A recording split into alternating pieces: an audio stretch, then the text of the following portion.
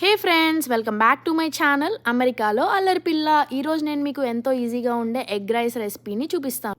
ప్యాన్లో 3 table spoons of oil వేసుకొని 1 tea spoon of ఆవాలు, మినపప్పు, శనగపప్పు వేసుకొని 4 రెడ్ చిల్లీస్ వేసుకొని అవి కొంచెం బాగా ఫ్రై అయిన తర్వాత ఆనియన్స్, చిల్లీస్ అండ్ క్యాప్సికమ్ వేసేసుకొని అవి కొంచెం కలర్ చేంజ్ అయిన తర్వాత అందులో మిక్స్డ్ వెజ్జీస్ మీకు ఎంత కావాలో అంత వేసుకొని అందులో నేను 1 tablespoon of ginger garlic paste కూడా వేసేసాను. సో అన్నీ కొంచెం ఫ్రై అయిన తర్వాత నేను ఇక్కడ 4 ఎగ్స్, అందులో కొంచెం సాల్ట్, కారం,